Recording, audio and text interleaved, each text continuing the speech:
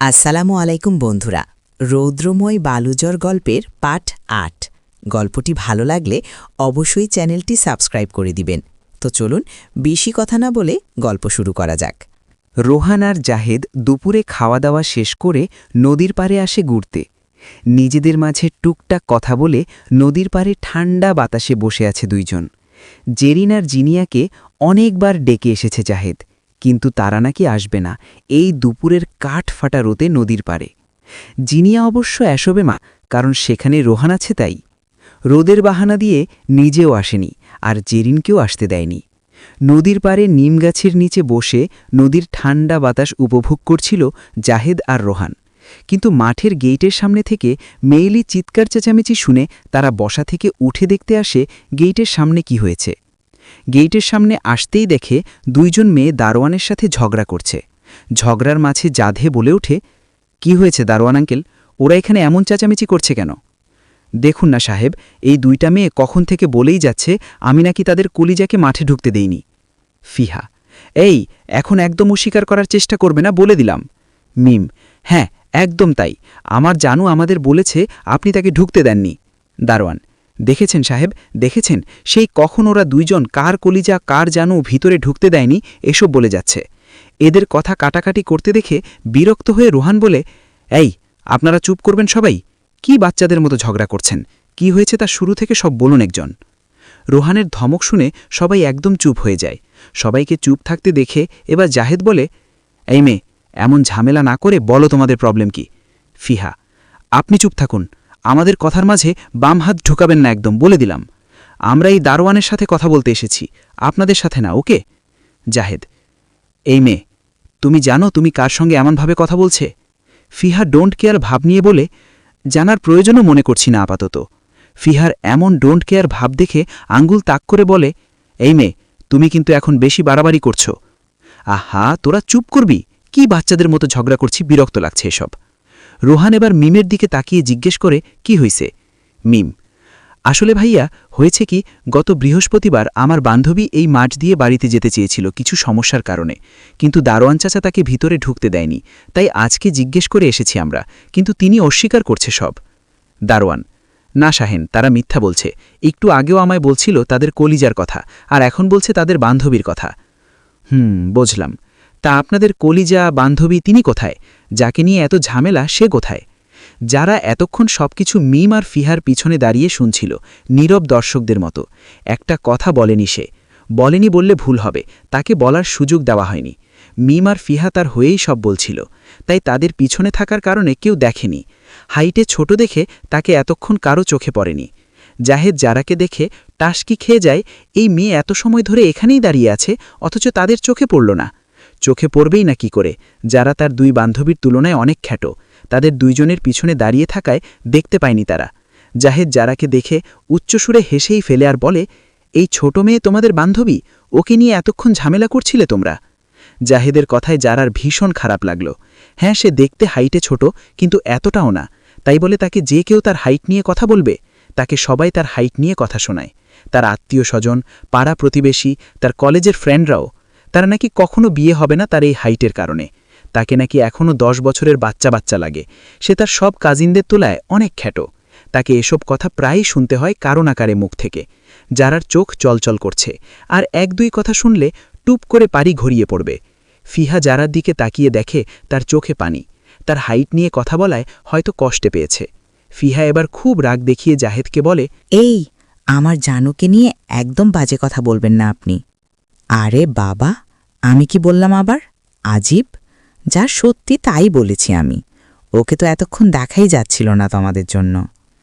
বলছি না, ওকে নিয়ে আর একটা কথাও আপনি বলবেন না, শয়তান লোক। এই মেয়ে, তুমি আমাকে শয়তান বললে? তেমাকে তো আমি ছাড়ব না। রোহানের এবার সত্যি অনেক বিরক্ত লাগছে এসব। জাহেদটাও হয়েছে একদম বিরক্তিকর, সবসময় উল্টোপাল্টা কথা তার। এই ঝামেলা মিটমাটের উদ্দেশ্যে রোহান বলে, আচ্ছা এসব বাদ দাও এখন, আমি দারোয়ান চাচাকে বলে দিচ্ছি, আর কখনো যেন তোমাদের বা তোমার বান্ধবীকে না আটকায়। হয়েছে এবার?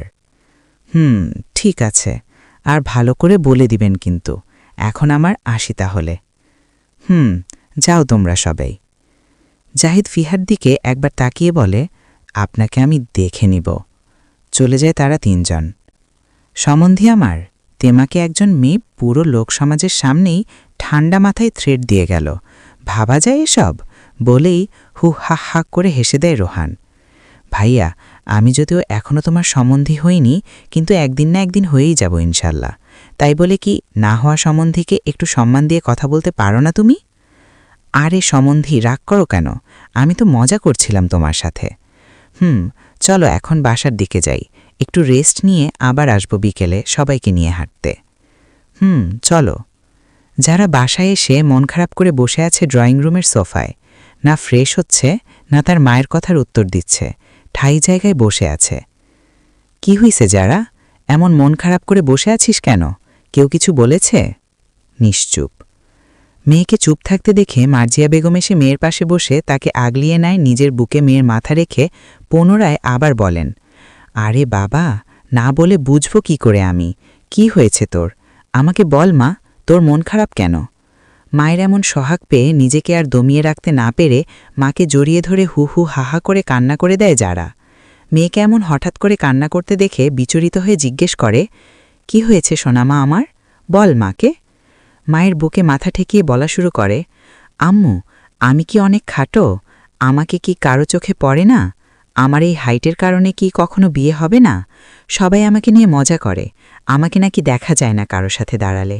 বলো না মা, বলো, কেন সবাই আমার সাথে এমন করে? আমার তো কষ্ট হয়, তারা কি এটা বোঝে না?